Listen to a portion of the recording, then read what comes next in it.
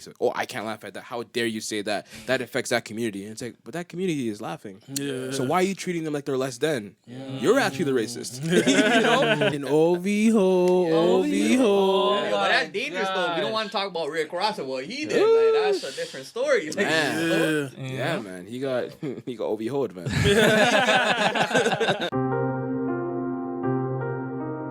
Name of Fibonacci.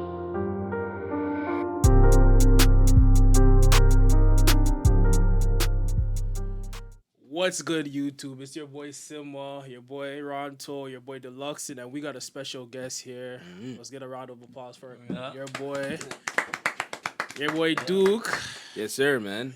Yeah, let's get it. We'll start off with the questions. So, First of all, thank you for having me. you know, You know what I mean? Like we've been talking about this for a minute. We've been talking for We talked for a minute about him long coming on time. the show, and then he started a podcast. Oh, you guys started a podcast. I'm like, oh, it's perfect timing. Like, let's get it. So, Duke, tell us a little bit about yourself. About me, yeah, sure. So, for one, first of all, I'm a man of many talents. You know what I mean? Like, Okay, hear that. Jack of Yeah. all trades. exactly, something like that. But honestly, like, let's talk about media space. So what I do is like I podcast, right? I started my own podcast, Return to the Mac podcast, in I want to say it started in 2018. And yeah, the first episode ever was shot that same year, like later in the fall. And you know, that it grew into what it is today. And you know, through that I started meeting a bunch of great people. I got the chance of, you know, meeting with the guys over at Extra Gravy, and then got invited on to be permanent. So that's what I'm doing now. I'm basically 2 podcasts. Wow. But yeah, no, I'm just a guy who likes to talk shit. And what was the name of your podcast? The name of my podcast is Return to the Mac podcast. Okay. And I do ROTM for short. So if you hear people say that, or Rodham, which is, I don't know, I don't say that. But ROTM is basically what we refer to it as. Okay. Yeah. So how did your journey start with all of this? Honestly, similar to you guys, like we were talking off cam about just, you know, wanting to do something and then starting to put those pieces together, right? So initially I was a person who just liked media. Like I liked consuming content. Music was obviously huge, right? Which is actually a play in the name, like Return to the Mac, the iconic record, play on my last name. But initially when I started this thing, I said, yo, I want to do like a music review type thing because this is at a time where music would drop every Friday, and I would listen to albums from top to finish. Like I don't skip through anything, regardless of if I hate it. I'm gonna sit through it, and then me and my boy are gonna talk about it. I have a question. Did you used to like consume a lot of like academics around that time? Not too much, if I'm being honest. Like not too. I think here and there, but not as much. Like I think it was like later I started doing that. But when because that's kind of what got me into music, like watching a lot of his content, and made me kind of want to do music reviews because like you know, like the Drake and Meek beef around that time, 2016.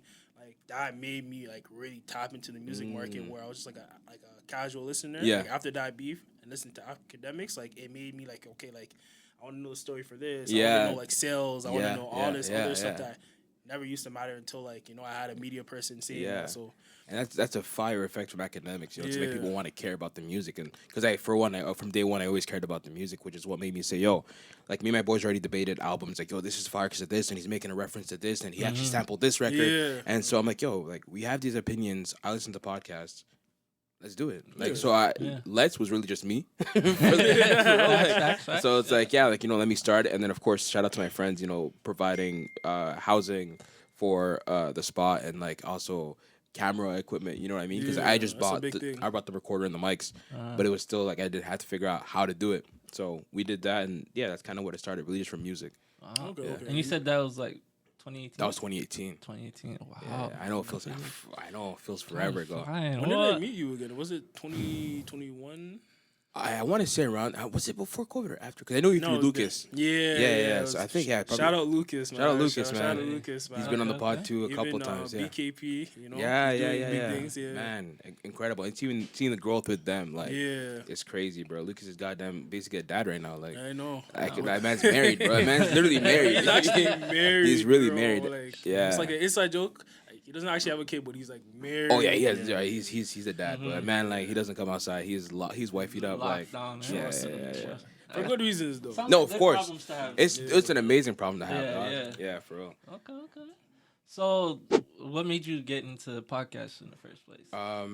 Yeah. So it was honestly just like consuming podcasts for one, and then saying like you'll have like opinions that I'm really passionate about this stuff. So I want to kind of say it on a bigger platform and see what happens. Okay. You know, so bought the equipment, started episodes really awkwardly, but then we got here. Yo, honestly, You know? it's just a growth. Like, you know, like you kind of have to put your foot into it. You You, got go to, through the man. trials and tribulations You of got to. everything, right? Because Yeah. like even for us, like, you know, like we had like a lot of stumbles. We say this every episode. Yeah. That's why our podcast is maybe it gets better because Mm.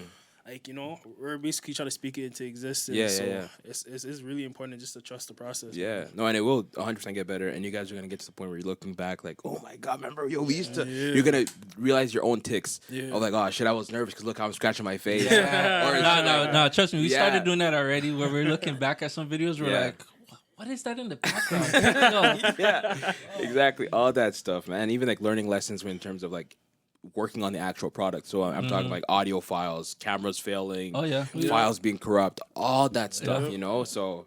Yeah, man, it's all part of the learning experience. You guys are gonna enjoy the whole ride, and you Okay. guys are with your bros too. That's Yeah. another sick part of it too. Yeah. And I think like the biggest part that you mentioned was like that fear component, right? It's like everyone knows that when you're trying something new, you're the most self-conscious with yourself. Yeah. And you're like, look, and then plus like for myself, I'm a big, like I judge myself more than others. can Oh, ever of judge course. me. Yeah. So you're looking back and you're like, oh wow, like the stuff that I'm working on is like maybe it's not at that pinnacle that I wanted to. Yeah, be. yeah. So I want to know like when you were starting out, like how was that for you? Bro, I still go through that, but I think it's really just about being objective about the growth. You know what I mean? Like going from day one to like where you're at right now. So really like watching the game tape, like you guys are doing right now. I'm sure watching your episodes, space it out, you know, every few months and seeing the evolution. But you're always going to be critical. If you guys are creatives, you know what I mean. We're all creatives now. So with creatives, you're always going to have that thing of like, I should have said it this way, or oh, we could have tweaked Oh this. my So gosh, it's it's terrible. a never-ending Yeah. process, and it's just one of those things where, which I'm constantly learning. You kind of gotta put yourself out there like that and be vulnerable. Like people talk shit so much about niggas with a mic, or can I even curse? Niggas with a mic, or podcasters, whatever. But there takes a certain level of vulnerability to do this. You're putting yourself out there because, like, obviously, everyone says, I'll start a podcast," but it's like, what episode are you guys at right now? What is it? 10? Is it about to be 10? 10. There's actually a funny stat that 80% of podcasts don't make it to episode 10 or Wow. past episode 8. Wow. You know what I'm saying? So it's like, Okay. again, people have this fun idea of like, let me start a podcast, but you guys actually did it and followed through. And that takes commitment. That takes, you know what I mean, discipline, all that stuff. Yeah, So trust me. keep- Just there's some days where I'm just, you know, they text the group chat and they're like, okay, is everybody ready for today? We're meeting at Yo, this time. I'm the like, earlier, the earlier yeah. stage of the podcast was so funny because like I was even like in that space where I'm like I don't really want to do this, but then it's like yo, like this is bigger than us. You know what I mean? So Yeah. I gotta push you guys, or you know, you gotta push me, or Yeah. vice versa. So it's definitely like it's like a love hate like situation. definitely- with it definitely everything. is. Oh, It of definitely course, is. bro. What there's gonna be fight. There's gonna be tears. There might be tears. There was tears in my case, and I wasn't even a crier, nigga. Like, it's one of those because it's like, dog, you put yourself out there, you work so hard, and you don't get it back. You're like, am I trash at this? Like, am I failing right now? You know? So it's like, and I was like not really familiar with failure. So, yeah, man, it took some time to kind of just breaking down and be like, yo, what is happening? You know what it is? It's just like it's a steady growth, and I Yeah. think that's like the beauty of the journey. Steady growth because you know you actually build a foundation Yeah. and you don't always see the bigger picture when you're going through it. But like over time, like for us, like we're starting to steadily get followers and subscribers, Yep. and it's like lovely, but it's Yeah. taking forever at the same time. You know what I Yeah. mean? I can't watch the analytics too much. Yeah. You guys are crazy. Don't. Yeah. Rogan did not watch the analytics for the first 5 years of his podcast. Okay. The first 5 years, That's he's like, crazy. I'm just doing this shit. I don't care who's listening. Facts. We're talking about Rogan, the biggest platform ever. So it's like, what are we to be stressing about? Yeah, yeah. This week we got less listeners than last week, or oh my God, it's only getting this many views, or like what? Just You like do it? Keep doing it. Just do it for the fun. Just do it for the Yeah. craft. You know what I mean? Yeah. Build and they will come, bro. Yeah. And I feel like once you like, cause I do a lot of like community work, social Mm. work kind of thing. So I'm around a lot of like youth that like want to try new things. Yeah, The biggest thing for me, I would never tell someone not to do anything unless it's like unrealistic. of course. You know what I mean? yeah, Like, yeah. But like the thing with podcasting, I think that sometimes you gotta lead by example kind Mm. of thing, right? Mhm. for us, it was like we all had this idea, but like coming together and being like, oh, you know what, like let's try it. Yeah. And I think the first episode we shot at my house in the basement. Yeah. The whole name of the group and everything actually came up because I had like a little painting, and I was like, let's call it Stay Hungry because as the main thing, but then the podcast we call Maybe It Gets Better because you know, we're trying to showcase the reality of it. Everyone just like, yo, I'm gonna get mics and stuff like that. You know, we showcase like from the first episode to the last right now. It's just like everything's improving. Like the audio wasn't probably the greatest, the visuals wasn't greatest. And we listened to the people, and I was like, "What's your take?" I know some real haters, so they go tell me. I keep them around. They'll go tell me like, "Yo, I don't think the audio's it." I'm like, "All right, you're right." Like, but that's actually so important. That's actually a privilege too, because a lot of times people do these things and there's no response. Getting negative response is so much better than getting zero response because it's helping you, and it just shows that people are actually listening. So and there's some truth to it at the end of the day. Like now we got the mics going. Now we know what we're doing. And now we're on like a steady motion now where we're able to like have guests like yourself come in, share your story and then connect with what you're doing. So like we're creating this network, and I think in Toronto we need to start like working together and stuff more. And I think that's a big process that you got to start leading it. And then once you're in that groove, then you're like, okay, wow, like then you actually see how everything really pans out. Yeah, no, exactly. And it's like a lot of times it's too when you first join the industry, you hear secrets about, oh, people move this way or people move that way, whatever. Yeah. But then it's like you actually meet with these people and they're so cool. And you're like, oh, wow. Like, wow, what was I afraid of? You know what I mean? Like a lot of people are so proud to even reach out. So. Yeah, someone told me like you have to make your own judgment of people. You can't go based off of others' judgment, you know? Facts. So, yeah, you just got to meet and be open to you know, doing great things. Yeah, exactly. I mean, the worst thing you could hear is a no too. Like I think after I started like following that mantra, it'd be like, yo, if I ask this person for something, or I don't usually ask people for stuff, but like I started getting into be like, yo, let me ask this guy for small things. Yeah, right? You know what it is? It's pride and ego. Pride and ego, especially in the city where everybody has like an ego and everybody just feels like, you know, like they're the shit. It's kind of hard to really go out your way to extend, but honestly, once you set aside your pride and look at the bigger picture, it goes a long way, especially in like content creating and like, progression. Yeah, you know what's even spookier is the fact that like everyone sees everything. Yeah, like they'll act like they don't know what's going on, but then something happens. Yo, I've been watching. Like, yo, what? That's so weird. They never tell you about it until after the fact, and you're like, yo, wait, so you're one of the 10 exactly. Like, you didn't even tell me about it. It was funny because that reminds me, I think the first time I actually met you face to face was at apartment, and then you came up to me, and I'm like, I obviously seen you, but I'm like, I didn't know you actually paid attention to the content. This is when I did YouTube, so I'm like, okay, like, you know, like there's actually people watching out there, you know what I'm saying, that like I don't actually know about, but you know, people are out there, so you know, shout out to people that actually watch us and actually like support, you know. I want you guys to keep supporting, keep liking, subscribing and commenting on our stuff. You know, we really do appreciate that. Yeah, much love. A thumbs up goes a long way. Yeah, trust me.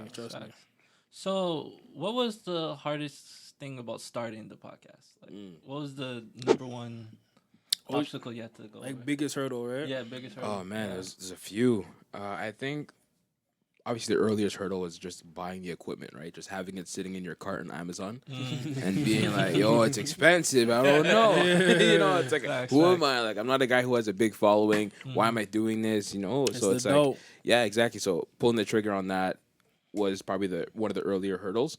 But then after that was learning how things work. So again, I never went to school for any of this, right? So you have to learn on the fly, like YouTube University. So learning how to record a certain way, editing the audio, finding out when RSS feed is, hosting sites, you know what I mean? How to edit actual footage, how to sync footage with the audio, all these things. So, like, yeah, all that. But I think the earliest one was really just pulling the trigger and starting, right? Because you have all these fears. Yeah. Okay. So, that's the hardest. What's one of your favorite things about the podcast? Oh man, it's two things.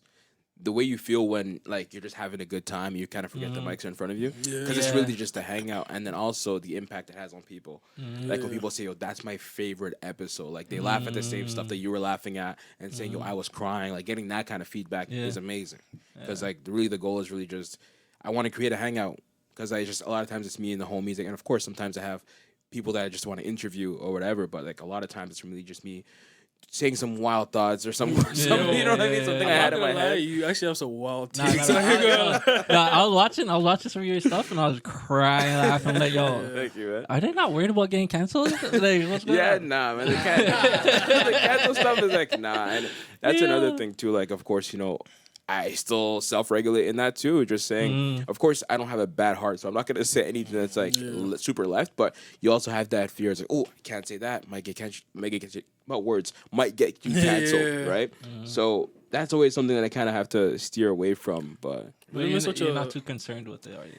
I honestly, a little bit. But the thing is, you can't get canceled if you're not popping.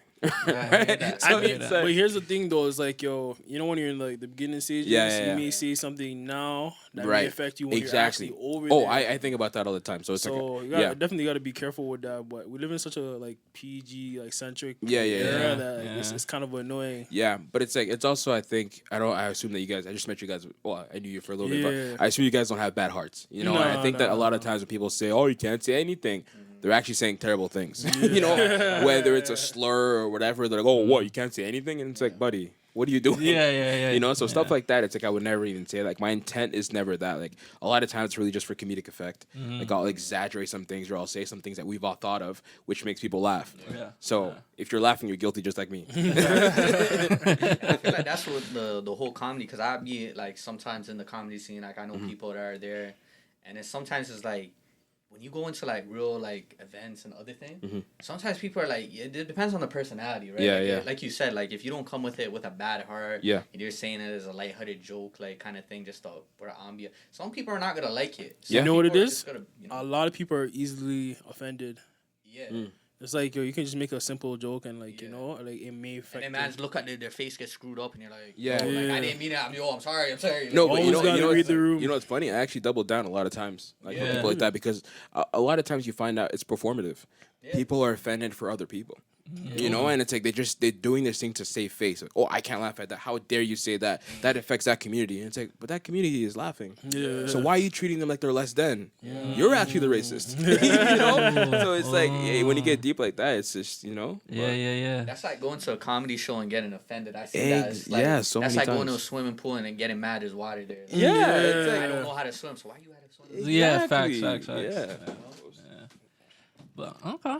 So, what's some of your goals for your podcast? Goals for the podcast. Honestly, keep growing it, getting to a point where it's automated, right? It's consistent. Like it's like a machine. So in terms of like location secured, don't have to worry about editing or whatever it may be. Just to the point where it's like I can kind of just insert myself as talent, remove or whatever, and then also just kind of form it into whatever I want to. Which I'm already doing that part myself, but I think it's just about getting the thing going, the machine, like turning it into a machine, because obviously all of it right now is coming out of pocket. And of course, I've worked with sponsors here and there, and that we're able to say, hey man, we like what you're doing, we're throwing you a budget, or not even that, like just give me your product, say, hey, like we like what you're doing, there's no budget right now, but just work with this, and how do so yeah. But I think the ultimate goal really just getting into a place where it's generating real revenue. Okay. So you have dealt with a couple of sponsors. I have. Okay, so who was your first sponsor?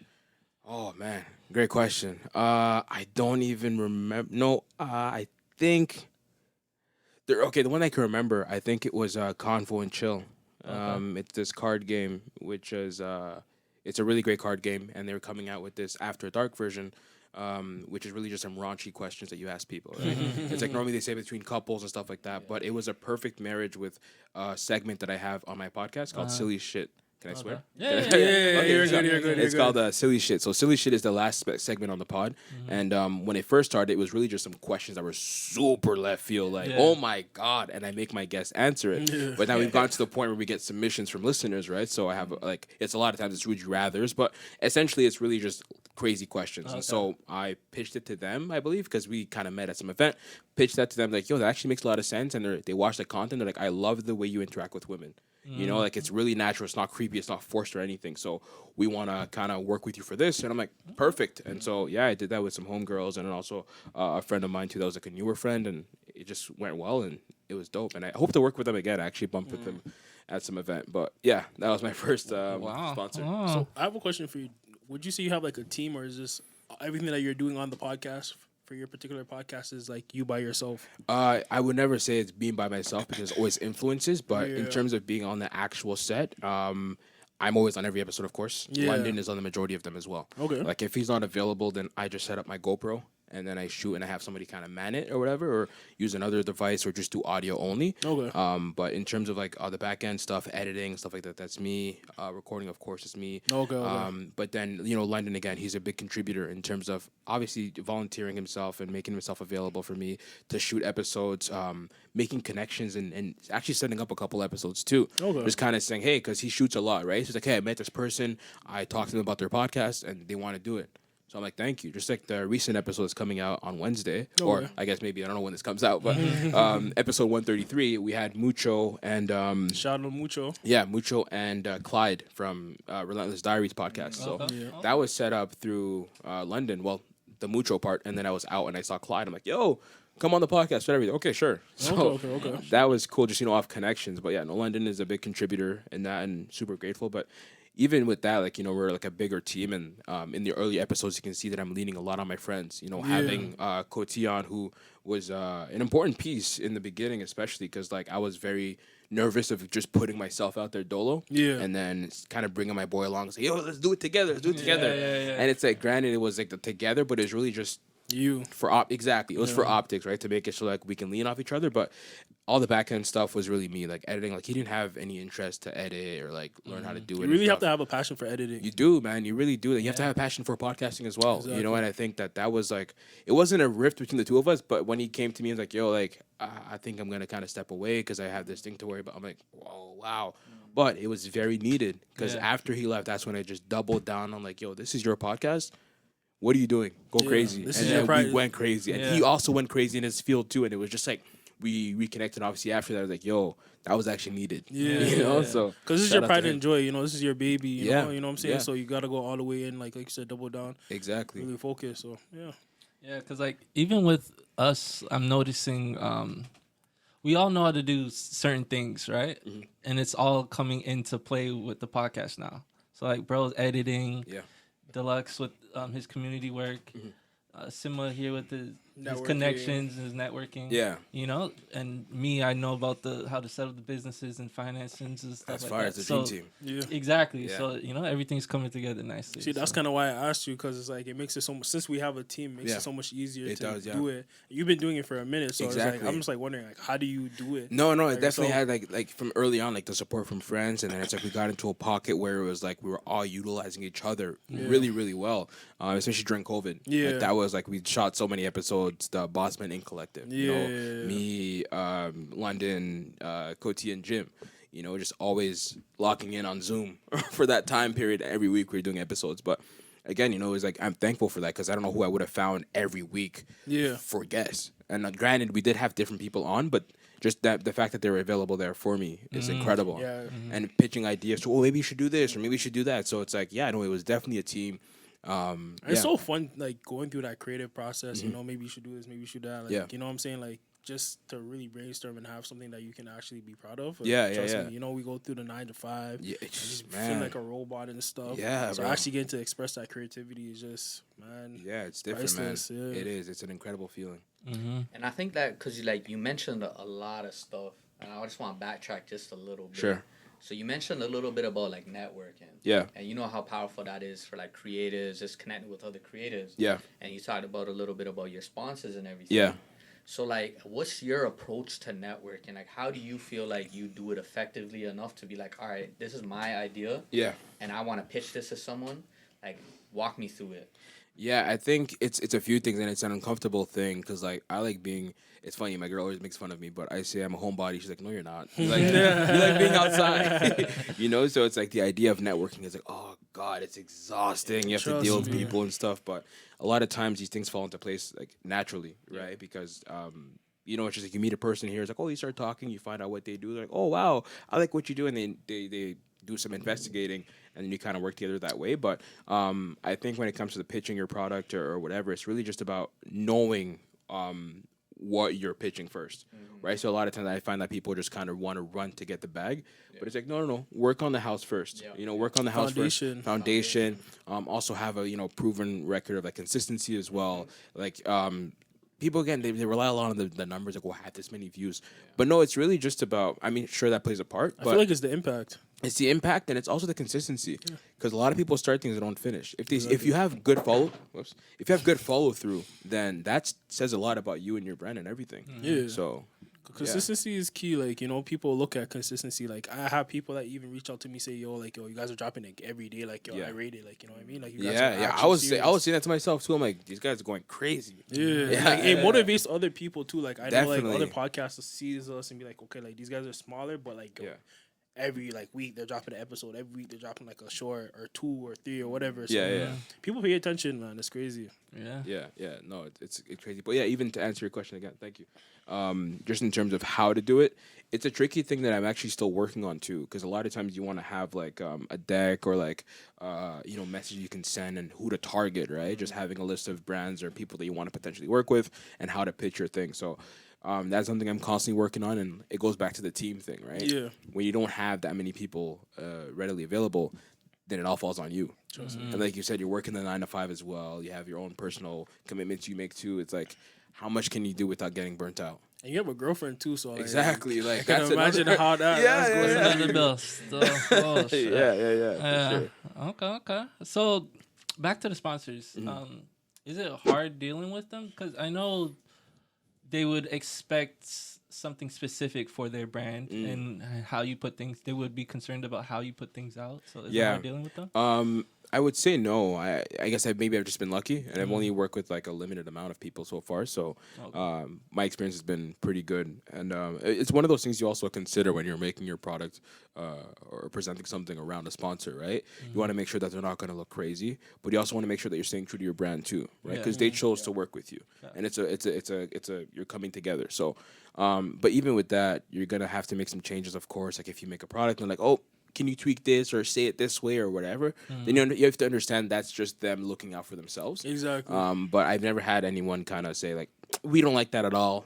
Restart it. And it's like, all right, like, that's insane. But I know that people definitely experience that. Like really, really big podcasts that I've heard like from outside of the country. But I never knew anyone firsthand that dealt with that. Okay. So speaking about big podcasts, you're doing Extra Gravy as well. How's it working with those guys? Man, it's so cool because it's like this is the big leagues. Yeah. Like just in terms of production, just in terms of how they operate, just in terms of everything, really. Obviously these guys are really solidifying their career paths, right? Marlon being on the radio with Alicia. Alicia's been in the radio for quite some time as well, even before Flow. Norm being a comic for God knows how many years, and these are all professional speakers. And they've also been doing the podcast for a minute too, and they've built it to where it's at. So it's like me coming on as the fourth mic, you have so many concerns and worries. Like, yo, they pass you the ball, what are you gonna do? And it's like, he can't dribble. So it's like, exactly. You have all these worries in the back of your head. You're like, bro, am I gonna do this? And then you start getting the feedback from like listeners or people coming over to your stuff and saying, yo, you're really funny or you're wild or whatever. And it's like, okay, like they're liking it, But it's a great feeling. Forever grateful for that opportunity.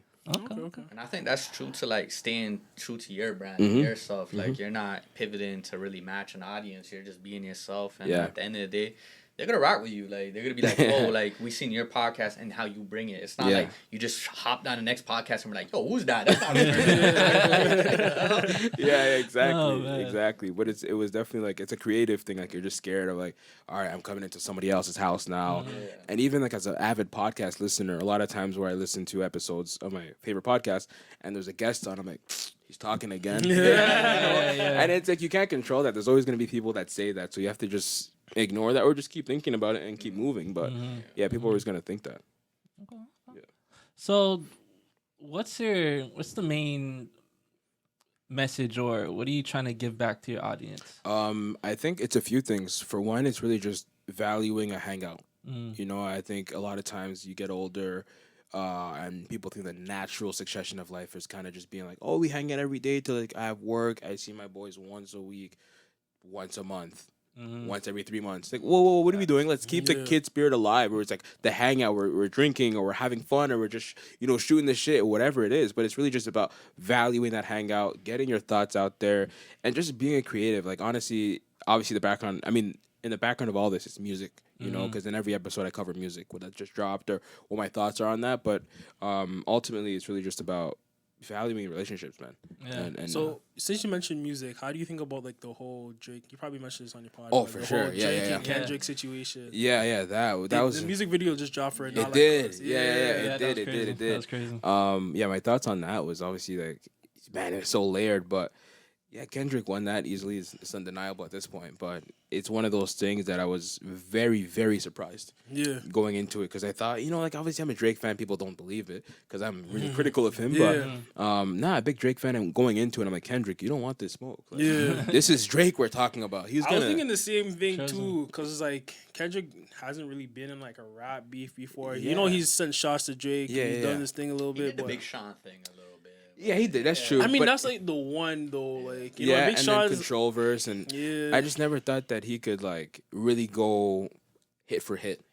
I was never concerned about the rapping. I'm like, Drake can rap, Kendrick can rap too. But I'm like, Kendrick can go into a different rap bag.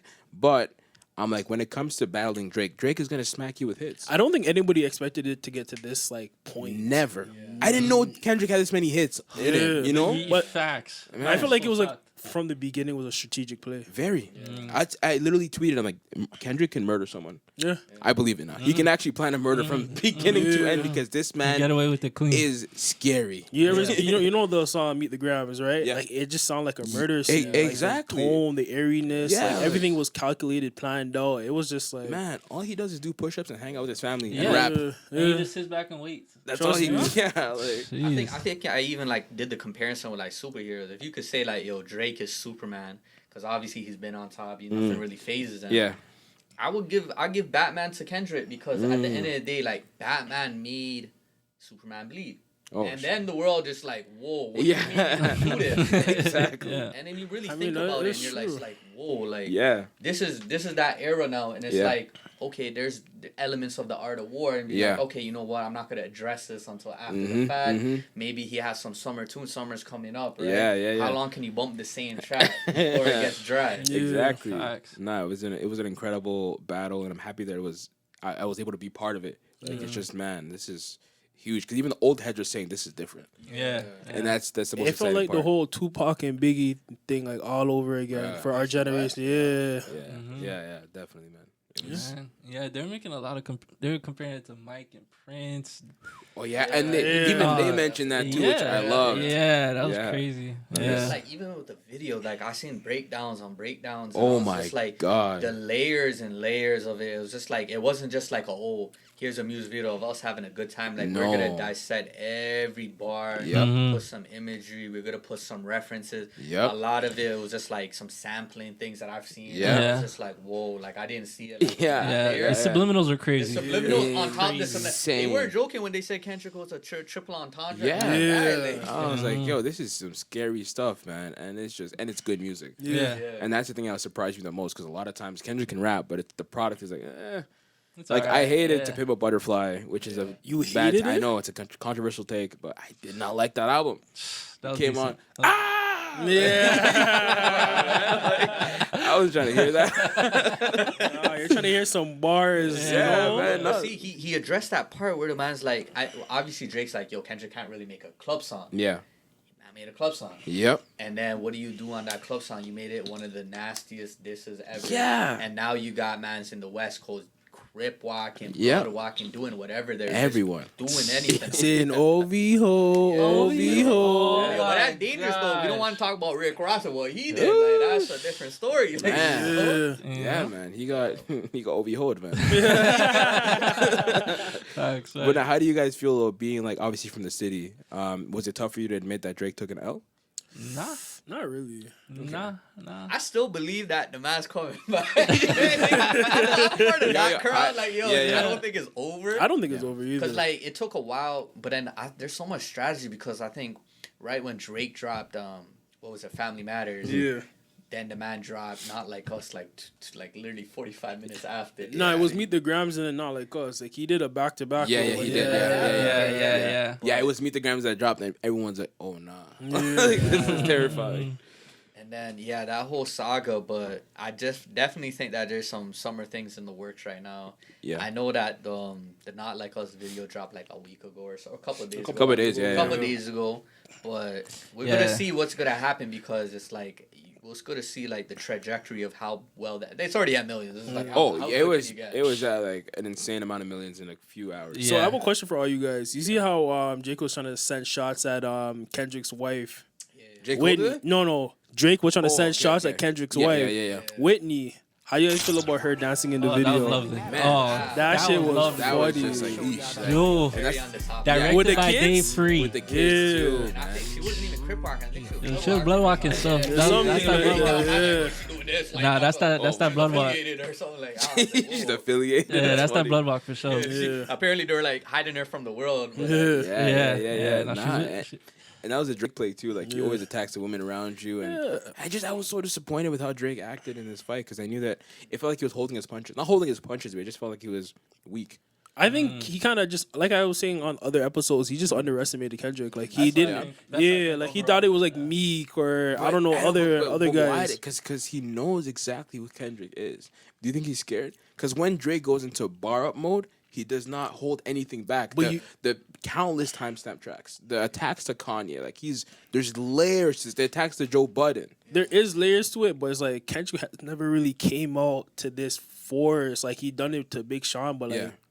But it's one of those like, fam, if you go back, there's so many breakdowns I'm sure now too, but they've been dissing each other for years. Yeah. So it's been 10 years plus. 10 Like, years plus. I feel like Drake was expecting Kendrick to go back into his hole and not come back. Yeah, that's what I'm saying. He underestimated him because of the behavior Kendrick's been doing for years. Okay. Like he only really popped out on Big Sean. I guess, yeah. You know what I mean? Yeah. And it's like, the proof is in the pudding. Like nobody expected Kendrick to do this. This is surprising everybody. Yep.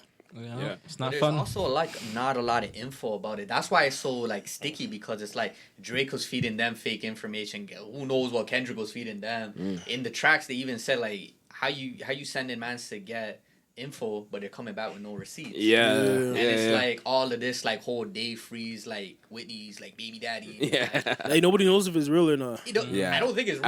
I don't think it's real because they made so much direct references. Like why would you let your manager who bred up your wife be the director of the music video and then have your wife blood walking on it with the kid. And then it's like there's so much layers to it to be like, yo, what you know is not the truth. But even Kendrick fell for that when the man's like, I think the man found Drake's luggage or something. And the daughter. All of that was just like hits at Rick Ross, like how do you do that? Like you know the beauty with Kendrick's situation, he's so low key. Nobody really knows a lot about his personality, like his personal stuff. So it's like, yo, all this could be lies.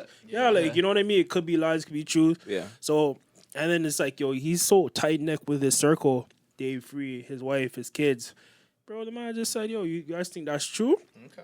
I pop up with the real shit, you know what I'm saying? So had his wife doing the crip walk, the blood walk, or whatever, you know what I'm saying? Just making niggas know what time it is. Yeah. It was a great thing to see. It really was. I think it was just good for the culture. It was like, incredible for the culture. It's like we never seen something to this magnitude. It was so good that like other people were jumping in it. Like I don't know where Rick Ross came in at this. I don't know Quavo where, like, and all that. Like, it was so bad that the R&B guys were beefing. It was a good time for hip hop for real. I think now we're like cooling down to be like, all right, what's next? I feel like it might just get back up there. I mean, I think Drake needs to stop putting out this Camila Cabello shit. Honestly, it was the wrong time. Even with the Sexy Red song. Yeah, that was not great. But that I understand because like it's kind of his artist or whatever. But I think if you're gonna come out with a record, bro, even if you don't address the Kendrick thing, make it a hit. Even with the Delilah song too. That was bizarre. Like it's just so much unnecessary plays. You know what I mean? He's trying to about that. But you see, it was like a week thing. Like people were talking about it for a week and it's just like gone. Like, exactly. Didn't hold no weight. I don't think his stimulus package holds weight like that anymore. Yeah. Oh man. So to bring it back to the podcast, at this point, at this stage where you're at, do you think it was worth it to start? Yeah, man. I think yeah. And maybe I'm just stubborn in that way, where it's like I started, I'm not gonna stop. Yeah. But there was definitely a time where I was like, oh man, like let's just cap it at 100. You know? Yeah. I was like, let me just cap it at 100 episodes. That's it. I'm out. And I was like, I'm not fucking leaving. I'm going for Wall Street. Exactly. Yeah. Like I got my dad on episode 100. That was an incredible episode. I seen that episode. It was a good episode. Family matters. Yeah, exactly. Yeah, but no, I definitely think that it is because it's one of those things that you're passionate about. You've had so many joyous moments, and it's brought you so many great opportunities. You know, like the fact that I was able to go to South Africa. It's indirectly tied to starting a podcast. Wow. You know what I mean? Because that's how I met Marlon, and then obviously coming out with Extra Gravy, and then everything like that. So it's like this is bigger than me at this point. You know? Okay.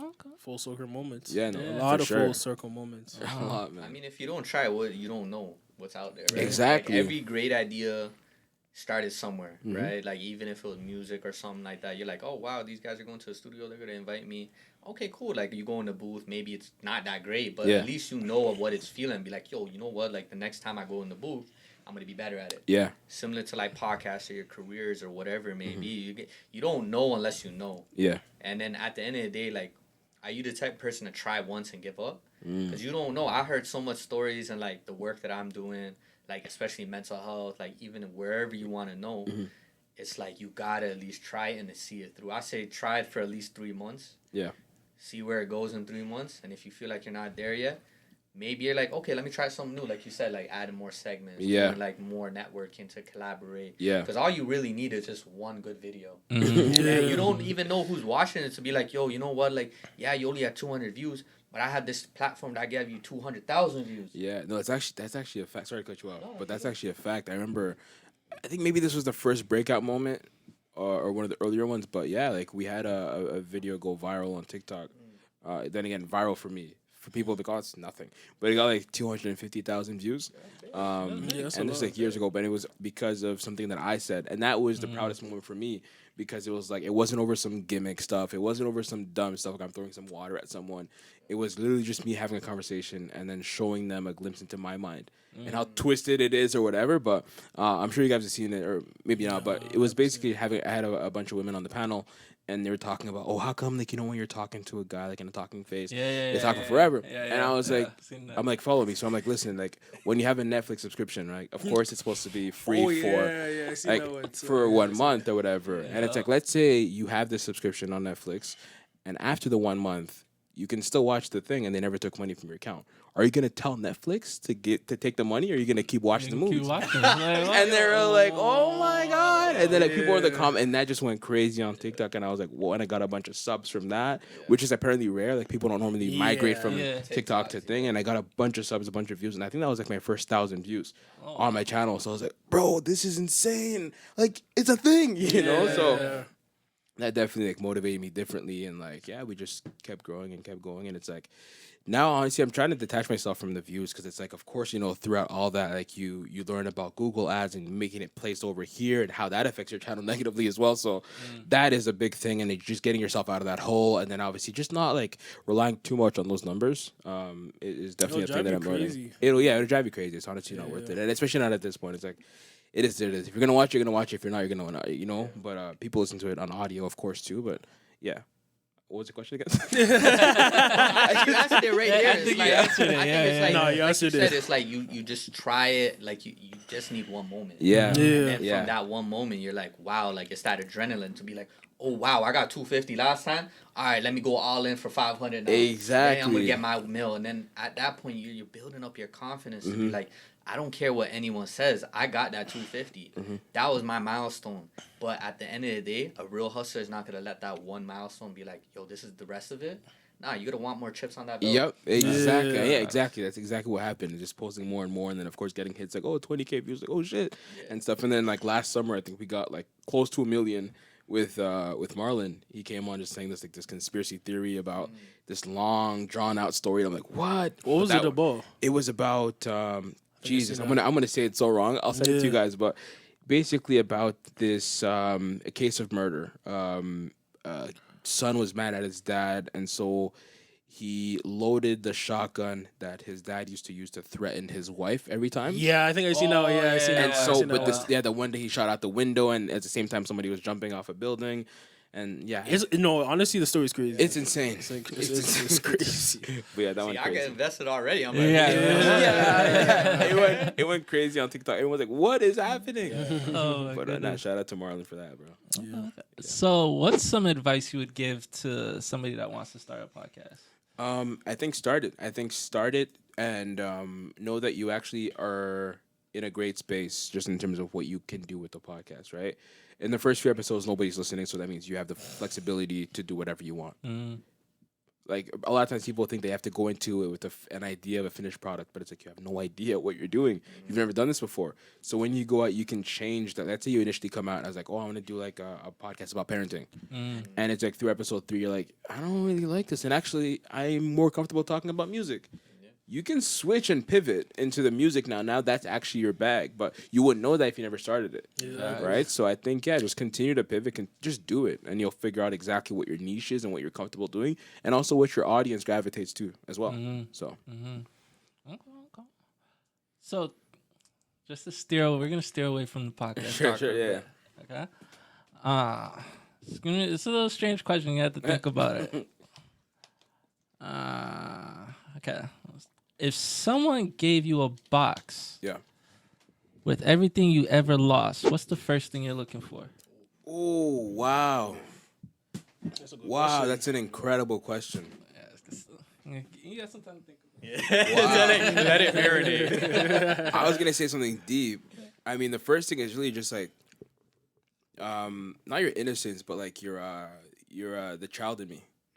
You know what I mean? I think the playful inner, like I'm very playful and stuff, but it's like the inner child is just like wearing a suit, if that makes sense. Yeah. You know what I mean? It's so busy about like being dressed up, and it's like I see that a lot of times in like the women that I date, they still have that animated spirit. And it's like I love that, but it's like it's so uncomfortable for me to do that. Yeah. Why is that? You know? Yeah, it's like when we grow up, we become more reserved and. You start thinking too much about things. Yeah, but I think I was doing that before I even fully grew up. I think it's maybe like a cultural thing, but it's like I matured very quickly. And so I churned off that side. So I guess maybe I'd be looking for that, but damn, that's a fire question. I might steal that. That's incredible. Go ahead. Yeah. What about you? What would you look for? Yo, it's so funny because I got a scholarship for psychotherapy, right? Now I'm not like the most emotional guy, but I'll help you with your problems, right? Yeah, like, that's just my forte. When I started doing this, and like psychotherapy is like obviously you don't see a lot of like black and brown men doing it. Like it's very hard for the community because at the same time we support a lot of people, but there's not a lot of representation, right? Yep. So with me, it was just like, okay, if I were to like try, and I think I probably have to piggyback with the inner child kind of thing because like I grew up in Jane and Finch myself, so that means that we kind of lost our child at a very young age because we had to grow up young. We then had to navigate life outside of it because if you're in Jane and Finch, your parents aren't that rich. Like they're barely getting by. Right? So you gotta mature. So then that goes back to your point about like having to grow up young. Yeah. So then that means that like as when you were a kid, you were having responsibilities. You were actually having grown people thoughts. Right? So I always told people when I was like 13, I was probably 25. I'm 26 right now, and guess how much you think I know right now? I think like I'm a 35-year-old man. I say the same exact thing, and you actually put it. Sorry to cut you off, and I keep cutting you off. No, get it. You hit it right on the head. That's exactly what it was. It's because you had to mature quicker, and it's like even as a kid, a lot of people don't have. And I don't resent my parents for this, and I'm actually happy they did this. But I remember I told them, like, yo, like growing up, I used to think we were poor. And the way they laughed at me, they're like, what? Like, don't tell people that. You were well off. And then they were literally, they were good. They're like, no. I'm like, because whenever I'd come to you guys would give me like adult type answers. You'd be like, that's actually pretty expensive. Like, it's this much. I don't know if that's actually worth it. And so as a kid, you're like, okay, now I have to think about, can we afford this? Because as a kid, right, you're not thinking about the smart decision. You're thinking about, oh my God, my parents are poor. Right? Yeah, I was at that point where I was like, yo, I was going to get these pair of Jordans, but I'm like, yeah, but my mom needs that for rent. And I'm like, yo, you know what? Like, it's all right. I'm going to pass. She's like, you sure? I'm like, yeah, my shoes needed it, but I think it's all right. Like, I'm there thinking like, damn, like, why did I start thinking like that? I could have been I could have been fly at the dances. Like, these are you. Like, exactly. You know? But when you have these grown thoughts and stuff, and it's like, what can you get back? And I think this like, I won't say the happiness because like, you know, people gonna be like, "Yo, you're depressed." Then I'm like, "No, I'm good." I think I'm mildly depressed, to be honest. If I'm being real, to be honest. And I love that you said that because it's like with this podcast we try to focus on mental health and stuff, and it's like for you to be vulnerable and open with that, it's very important. Like I don't think a lot of men really verbally say like, "Yo, like, bro, I'm, you know, kind of depressed." You know? My day's not that good. Yeah, like you know, I didn't have such a great day. You know. Yeah. So it's important, like you know. Shout out to you for saying that. Man. Yeah, no, thank you for sure. My, African parents never want to hear that. Nah. Don't say that word around me. Nothing. My bills Depressed? It's like, what? You have everything, and it's like, no, I'm not full on depressed, but I'm like mildly. You know what I mean? It's like I honestly, I rarely get excited. It's tough for me to even, which is weird. And again, my girl hates it. She's like, what the fuck? Like, this is amazing. Why aren't you excited? It's like, I think that also is a testament to age. Because, like, you get to age, you've seen everything, you've done that. So, it's like, yo, it's just another day or another thing. But that's a form of depression as well. Like, it shouldn't be associated to age because you're seeing a lot of these people that are, regardless of what age, they're happy. Yeah. You know what I mean? It's like they're excited about things. And it's like, you shouldn't worry about, when's the next shoe going to drop? Or, let's not get too excited about this. Yeah. Why? You know? I don't know. It's like, yo, I think probably society as well. Like, you know, we live in such a informative society where we have all these things to our disposal, like on social media, we see it. So it's like, yo, we look at it, it's like, it's another thing. Like, you know, like shoes, another thing. Like, probably like 20 years ago, like, seeing somebody in the moon was such a big excitement thing, but like I don't know, like us seeing like the solar eclipse is just like you're right, yeah. It was like talked about for 3 minutes. And like we get so much information and so much news that like it's just kind of like overload, and we don't really hold that attention span to care that much. Yeah, that's facts. So what about you? If you're given a box of things you lost, what's the first thing you're looking for? Lost? Yeah. You guys are probably gonna laugh at me, but you see how we went through COVID and we lost those years of our life. Bring back the COVID years. Yeah.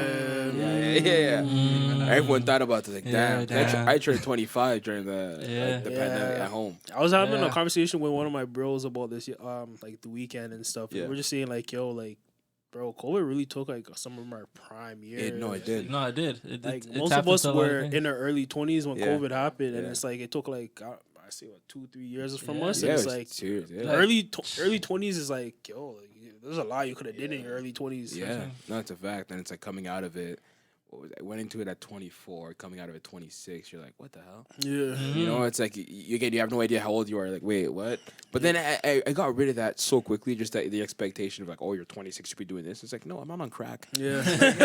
I'm not on crack. My bills are paid. Like, I have a job and stuff. And it's like I'm doing things correctly. So I'm not screw this thing of like, oh my god, we're 26. We shouldn't be going out. Why? Yeah. Why do you want to be It's so depressed? funny. I had that narrative too, like, oh, we're like 26 or like 28, like, you know, we're almost pushing 30, like, we shouldn't be going out. Like, bro, like, you know what I mean? Like, there's 30 plus. First of all, be happy. Screw, like, why would I speed myself into depression? It's like, that's, you know, people are not really sad. Like, if you're depressed, it's like, I don't want to be here. I didn't ask for this. Oh my goodness. No, that's actually funny that you said that. But I don't know. I always attest COVID to being like the blip in the Marvel universe, where it's like, yo, they had lost 5 years of life because of Thanos and the, you know, the snap. Oh, for sure. Oh yeah. So I don't know. It was funny. Like, we were actually going through it around the same time. COVID. I think Infinity War ended around that time. Yeah. So it's all a plan, dog. It's all those conspiracies.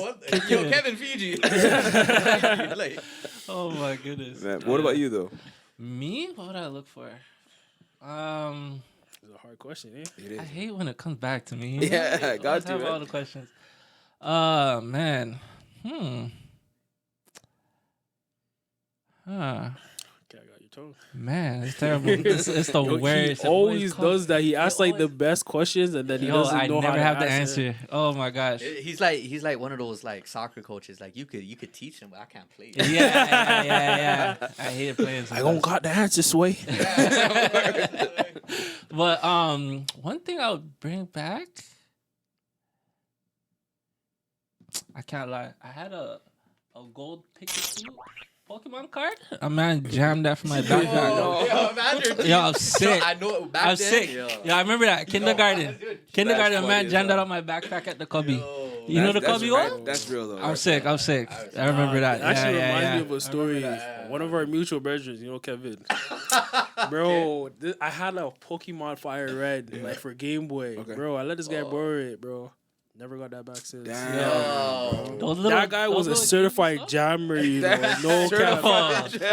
Yo, Hilarious, man. I know that was light, but sometimes you just remember shit and you're like, Bro, trust me, dog. I'm thinking about it literally right now. You made me think of like 3 things. One of them was I don't know if you guys remember this, but there was this thing called a juice box. It was honestly, it was before, like, I just obsessed with media, right? So it was basically this little device that you could watch shows. You had to kind of plug it. You remember that? I remember that. I asked for that for Christmas. My parents got it for me. They got it like they got like three little shows, and I was amped. I'd be in bed watching like The Adventures of Grim and Mandy or something. I'm like, yo, I love this, right? And then we had a party one time, and tell me why somebody stole the charger. I'm like, do you know how much of a bad heart you have to have just to feel like that's crazy? Yeah, and then the same thing happened to me like a few years later with a portable DVD player. Yes, the charger. I'm like, that's petty. The way I loved movies too. Yeah, I actually missed the portable DVD players. Those were goated. The road trip. I was watching Harry Potter over and over. Yo, I would just Matrix. be in my bed watching it, like, yo, because I had like no TV in my room. Like, I was a kid, no laptop for what, So nah, that was a time. I forgot about portable DVD players. Even the MP3 players where they had the built-in USB, I thought I was moving shit out there. Remember the CD players, like the big CD players? I used to be on the bus listening to that stuff. Big CD player in my pocket. had that. Skip if you move too much. Yo, I hate that. Yeah. Oh my goodness. Those are days. Trust and then me. having movies on your iPod and stuff. Yeah. Yo, that was the different. iPod. The iPod Classic. What? The nanos and the. Ooh. Man, all that, bro. What a time. Jeez. What? Yeah, but maybe it gets better. Maybe it gets better. What an episode. Shout out to Duke. It was a pleasure having you, brother. This is incredible, man. And you guys are coming on my pod too. We just forgot the dates and stuff, but that's like we first started talking, like we're doing a swap. Yeah. Like, I don't believe in like, oh, I'll come with your podcast, and then when it comes for you guys, like, no, I don't believe in that weird stuff. So everyone, you're popping out too, bro. Appreciate it. Yeah. Everyone, bro. Everyone. Okay. We'll figure out the dates. Yeah, there's been an episode. Like and subscribe. Just tune in. Maybe it gets better podcast, and yep.